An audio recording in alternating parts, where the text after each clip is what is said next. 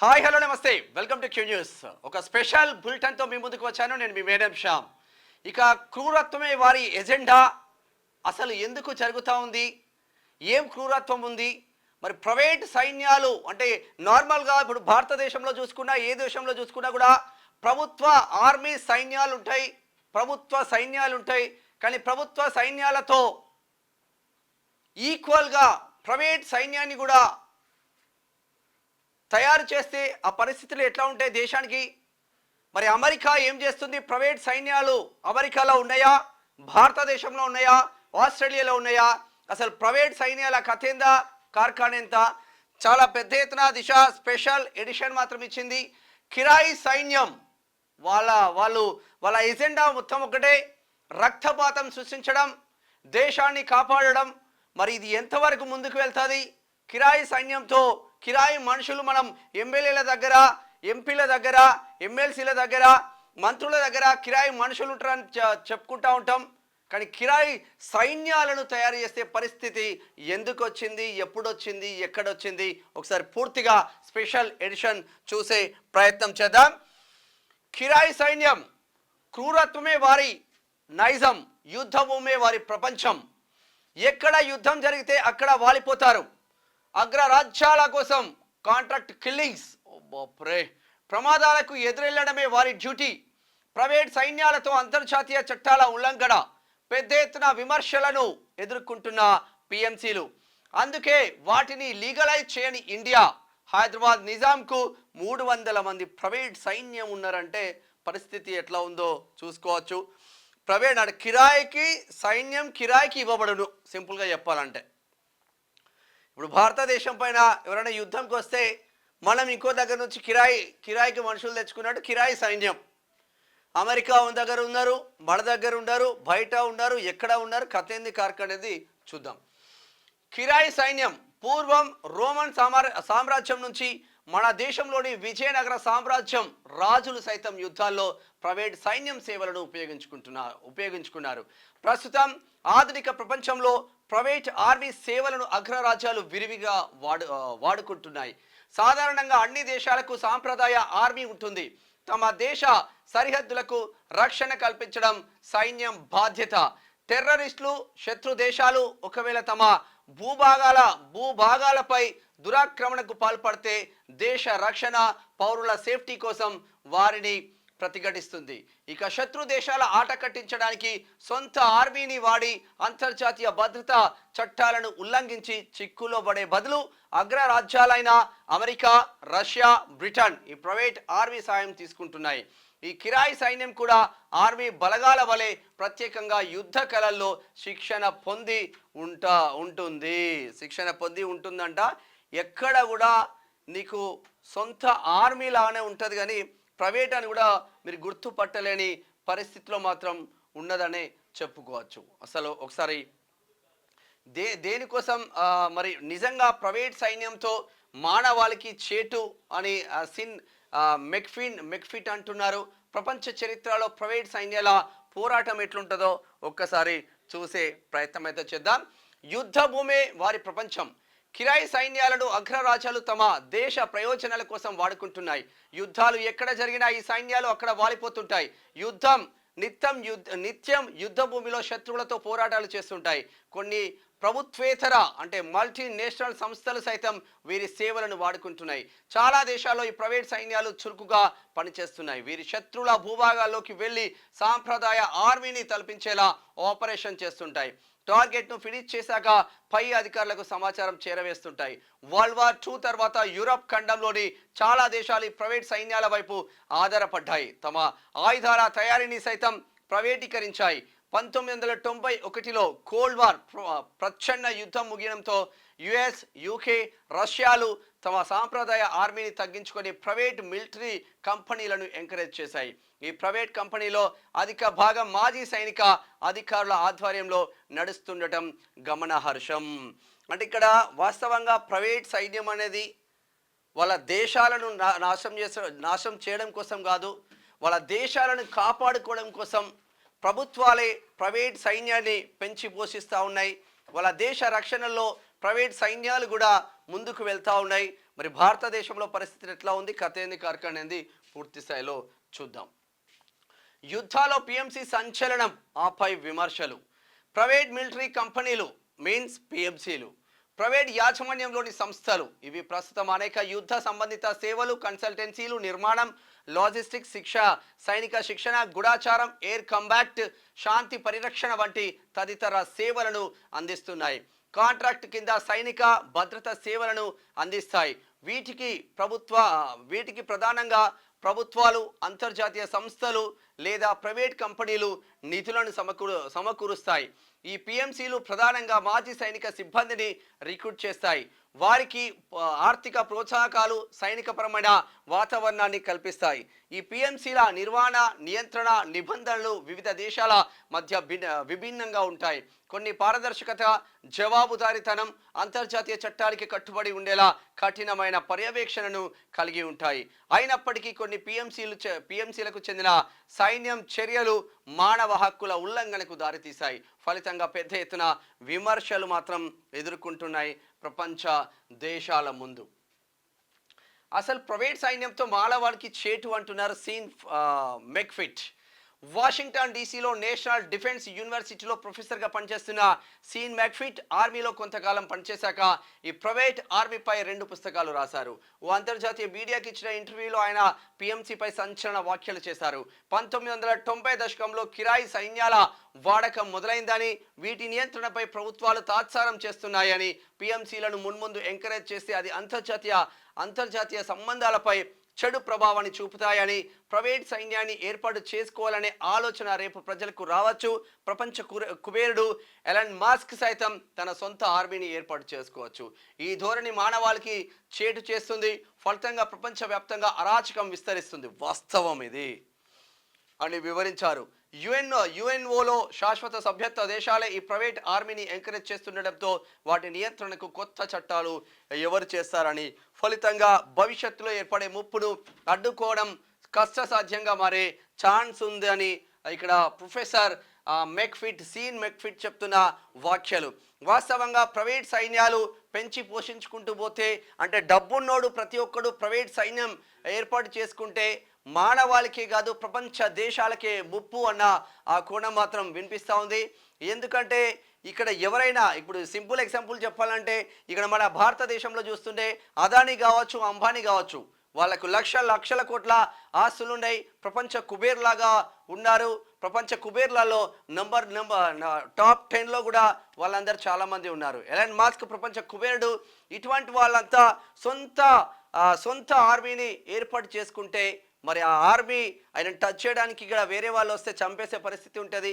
Private army అనేది మంచిది కాదు, దేశానికి ముప్పు, ప్రపంచానికి ముప్పు అని ప్రొఫెసర్ సీన్ మెక్ఫిట్ చేసిన వ్యాఖ్యలు మాత్రం పర్ఫెక్ట్గా అనిపిస్తున్నాయి. ఇక ప్రపంచంలో ప్రైవేట్ సైన్యాల పోరాటం ఎలా ఉందో చూద్దాం. ఇది ఇందాక చూసినాం. ఇది ఇట్లా ఉంటే టాప్ 5 ప్రైవేట్ ఆర్మీ ఏజెన్సీ సంస్థలు ఏమున్నాయో చూద్దాం. Warner group number 1. ఇది రష్యన్ ప్రైవేట్ మిలిటరీ కాంట్రాక్ట్, పిఎంసీకి చెందినది. ఉక్రెయిన్ రష్యా యుద్ధంలో యెవ్గెనీ ప్రిగోజిన్ ఆధ్వర్యంలో ఈ సైన్యం క్రెమ్లిన్ తరపున యుద్ధం చేసింది. ప్రిగోజిన్ పునీత్కు సన్నిహితుడు. 2014లో ఈ వార్నర్ గ్రూప్ను పుతిన్ ఏర్పాటు చేశారు. వరల్డ్ వైడ్గా రష్యా పూర్వ వైభవాన్ని తిరిగి స్థాపించాలనే ఉద్దేశంలో వాగ్నర్ను స్థాపించారు. ఈ గ్రూప్లోని యోధుల సంఖ్య 1,00,000 దాకా ఉంటుందని అంచనా. ఉక్రెయిన్ దక్షిణ తూర్పు ప్రాంతంలోని సైనికులపై ఈ ప్రైవేట్ ఆర్మీ విజయం సాధించింది. 2014లో క్రిమియాను రష్యా ఆక్రమించినప్పుడు కూడా ఈ గ్రూప్ ప్రధాన సహకారం అందించింది. అయితే ప్రిగోజిన్ తిరుగుబాటుతో పుతిన్ ఇరకాటంలో పడ్డారు. ఆ తర్వాత రష్యాలో అంతర్యుద్ధం మొదలైంది. ఆ తర్వాత రష్యన్ ఆర్మీ ప్రిగోజిన్ను ఎలిమినేట్ చేయడంతో అంతర్యుద్ధం ఆగిపోయింది. అంతకుముందు సిరియా అంతర్యుద్ధంలోనూ రష్యా తరపున ఈ ప్రైవేట్ ఆర్మీ ఎన్నో పోరాటాలు చేసింది.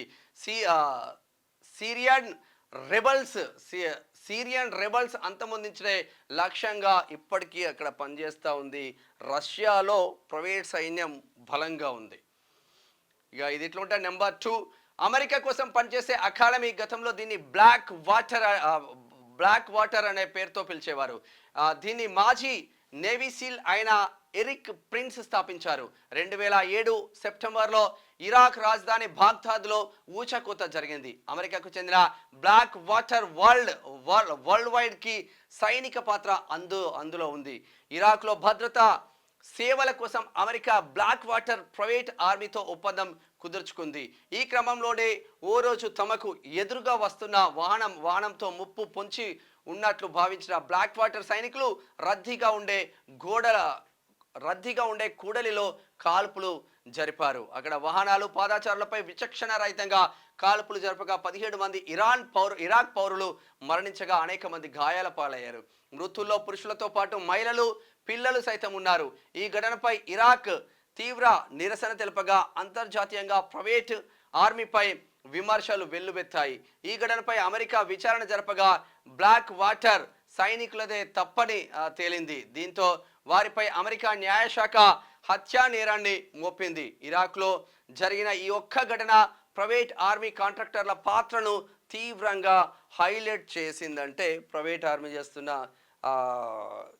ఆర్మీ అంటే వాస్తవంగా కొంచెం ప్లస్ ఉంది, చాలా వరకు మైనస్ ఉంది. ఇది ఇట్లా ఉంటే నెంబర్ 3 చదువుదాం.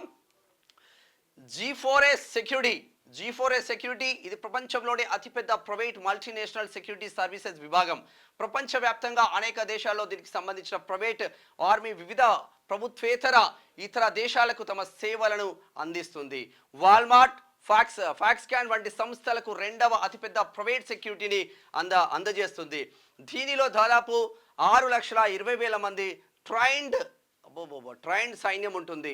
ప్రపంచవ్యాప్తంగా 120 దేశాల్లో వీరి కార్యకలాపాలను కలిగి ఉంది. బ్రిటిష్ కంటే 3 రెట్లు ఎక్కువ సైన్యం దీని సొంతం. ఈ ప్రైవేట్ ఆర్మీ విమానాశ్రయ భద్రత, రాత్రిపూట పెట్రోలింగ్ మొదలైన వాటిని నిర్వహిస్తుంది. టెర్రరిస్టుల దాడులు, హైజాకర్ల నుంచి రక్షణ కల్పిస్తుంది. 2008లో G4S ఆర్మ్డ్ గ్రూప్ను రీప్లేస్ చేసింది. దీని 9,000 బలమైన గార్డుల సైన్యం ఇరాక్లోని సైనికేతర కాన్వాయ్లలో 1/3 రక్షణగా ఉందంట G4S. ఇక 4 Erinys international. South Africa British joint PMC ప్రపంచవ్యాప్తంగా ఉంటే ఆయిల్ అండ్ గ్యాస్ కంపెనీలకు ప్రైవేట్ ఆర్మీని అందజేస్తుంది. ఇరాక్ యుద్ధం ప్రారంభం నుంచి ఇది పనిచేస్తుండగా 280కి పైగా దేశాల్లో ప్రధానంగా యుద్ధానంతరం ఇరాక్లో చమురు పైప్ లైన్లు, ఇంధన ఆస్తులను రక్షించడం ఈ ప్రైవేట్ ఆర్మీ యొక్క ప్రాథమిక పని. ఇరానిక్ సైన్యం ఓ అమెరికన్ సైనికుడిని చంపడంతో పాటు కస్టడీలో ఉన్న ఖైదీలను హింసించారని ఆరోపణలు సైతం ఎదుర్కొంటున్నారు. ఈ PMC సైన్యం ఆఫ్రికాలో కూడా ఉంది అంట ఇరానిక్ ఇంటర్నేషనల్. ఇక 5 డిన్కార్ప్ సైతం అమెరికా కేంద్రంగా నడిచే ప్రైవేట్ ఆర్మీ ఏజెన్సీ. అమెరికాలో ఫెడరల్ ప్రభుత్వ కాంట్రాక్టర్ అమెంటమ్ డిన్కార్ప్ను 2020లో కొనుగోలు చేసింది. అమెరికా దళాలు ఇరాక్లో వైదొలిగినప్పుడు అక్కడ సేవలు అందించేందుకు యునైటెడ్ స్టేట్స్ ఎంపిక చేసిన 8 ప్రైవేట్ కంపెనీలలో డిన్కార్ప్ కూడా ఒకటి. ఇది 10,000 మంది సిబ్బందిని కలిగి ఉంది. దీని సైన్యంలో కొందరు పేరోల్ డ్రగ్ డీలర్లు కొలంబియాలో తిరుగుబాటుదారులను న్యూట్రలైజ్ చేయడంలో చురుగ్గా పాల్గొన్నారు. నేటికి ఈ సైన్యం యాక్టివ్గా పనిచేస్తుంది. ఇక భారత్ విషయానికి వద్దాం. అసలు ఏం జరుగుతుంది, మన భారతదేశంలో ఏం జరుగుతుంది, మన హైదరాబాద్లో ఏం జరుగుతుంది, ఇది కీ రోల్గా చూసే ప్రయత్నం చేద్దాం. భద్రతా వ్యవహారాల నిపుణుడు డాక్టర్ సుక్రోకల్మల్ దత్త రీసెర్చ్ సెంటర్ విజయనగర సామ్రాజ్యం సైన్యంలో కొంత ప్రైవేట్ సైన్యం ఉండేది. ఇందులో ఉజ్బెకిస్తాన్, కజకిస్తాన్, ఆఫ్ఘనిస్తాన్, ఇరాన్ వంటి దేశాలకు చెందిన యోధులు ఉండేవారు. వీరికి తగిన ఫీజును చెల్లించేవారు. అహ్మద్ నగర్ సుల్తాన్లకు, గోల్కొండ, హైదరాబాద్ నిజాంలకు వ్యతిరేకంగా ఈ కిరాయి సైన్యాన్ని విజయనగర సామ్రాజ్య రాజులు బాగా ఉపయోగించేవారని తెలిసింది. ప్రస్తుత తమిళ రాష్ట్రాన్ని ఒకప్పుడు చోళులు పాలించేవారు. వీరు సైతం తమ చోళ సామ్రాజ్య విస్తరణలో భాగంగా మధ్య ఆసియా యోధులతో కూడిన ప్రైవేట్ సైన్యాన్ని ఏర్పాటు చేసుకున్నట్లు తెలిసింది. ఢిల్లీ మొఘల్ సామ్రాజ్య కాలంలోనూ ప్రైవేట్ సైనికులను వాడుకున్నట్లు ఆనవాళ్లు ఉన్నాయని వెల్లడించింది భారతదేశం. ఇక హైదరాబాద్ విషయానికి వద్దాం. AC guards, African cavalry guards. Hyderabad నగరంలో ఏసీ గార్డ్స్ అనే ప్రాంతం అందరికీ సుపరిచితమే. ఇందులో ఏసీ అంటే ఆఫ్రికన్ అశ్విక దళం అని అర్థం. ఆఫ్రికా నుంచి బ్రిటిషర్లు బానిస వర్గమైన సిద్ధి ప్రజలను భారత్కు తీసుకువచ్చారు. వారిలో 300 మందిని ఆరో నిజాం మహబూబ్ అలీ ఖాన్ కొనుగోలు చేసి సైనికులుగా ఉద్యోగం ఇచ్చారు. వారు ఉండేందుకు మాసఫ్ ట్యాంక్ ఖైరతాబాద్కి సమీపంలో ఇచ్చిన స్థలమే ఏసీ గార్డెన్స్ అయింది. తన కుటుంబాన్ని కాపాడేందుకు రక్షకులుగా వినియోగించుకున్నారు. హైదరాబాద్లో తొలి ప్రైవేట్ సైన్యం చరిత్ర కూడా ఇదే అని తెలుస్తూ ఉంది. మొత్తం మీద ప్రపంచ దేశాలను చూసినా కూడా ప్రైవేట్ సైన్యం, వాస్తవంగా ప్రైవేట్ సైన్యంతో ఎటువంటి ఇబ్బందులు లేవు ఇప్పటి వరకు. కాకపోతే మితి మీరితే ఇక్కడ ప్రపంచ దేశాలతో పాటు భారతదేశానికి కూడా ప్రమాదమే ఉంది. నిజాం తనల్ని తాను కాపాడుకోవడానికి, తన ప్రభుత్వాన్ని కాపాడుకోవడానికి, తన కుటుంబాన్ని కాపాడుకోవడానికి నిజాం కూడా ప్రైవేట్ సైన్యాన్ని ఏర్పాటు చేసుకున్నారు. ఇక్కడ అమెరికా ప్రైవేట్ ఆర్మీలు ఉన్నాయి, రష్యాలో ప్రైవేట్ ఆర్మీలు ఉన్నాయి. సో ప్రపంచ దేశాలు మొత్తం ప్రైవేట్ ఆర్మీలు ఉన్న నేపథ్యంలో మరి ప్రొఫెసర్ సీన్ మాత్రం ఇది మానవాళికి ముప్పుగా ఉంటుంది. ప్రపంచ కుబేరులందరూ సపరేట్ ఆర్మీని పెట్టుకుంటే పరిస్థితి ఎట్లా ఉంటుందో మీరు ఒకసారి ఊహించుకోండి. ఇది మానవాళికి ముప్పు, భారతదేశానికి ముప్పు, ప్రపంచ వ్యాప్తంగా ఉన్న ప్రపంచ దేశాలకు కూడా ముప్పు అన్న ఒక చర్చ మాత్రం జరుగుతుంది. మరి కిరాయి సైన్యం కిరాయికి ఇవ్వబడును అన్న నేపథ్యంలో ఉంటుంది. ఇక్కడ అంటే అక్కడ సైన్యాలు ఉంటే ఇప్పుడు ఏదైనా భూమి కబ్జా పెట్టాలంటే కిరాయికి మనుషులను తీసుకొసుకుంటాడు, గుండాలను. వాడు అప్పటి వరకు 2000 బిర్యానీకి పనిచేస్తారు. కానీ కిరాయి సైన్యం అట్లా కాదు, దేశ రక్షణలో కీలకంగా పనిచేస్తూ ఉన్నది ఇప్పటి వరకు. సరే, దీనిపైన మంచి ఉంది, చెడు ఉంది. మొత్తం మీద ఇది కిరాయి సైన్యంకు సంబంధించిన ఫుల్ స్టోరీ. Thank you. చూసిన వినడానికి క్యూ న్యూస్, నేను మీ మేనం Shyam. Thank you. Q news ఛానల్లో పనిచేయటకు అనుభవం గల సీనియర్ వీడియో ఎడిటర్స్ కావాలను సంప్రదించవలసిన నెంబర్ 8688926084. qnewsads@gmail.com ను సంప్రదించండి. లైక్ చేయండి,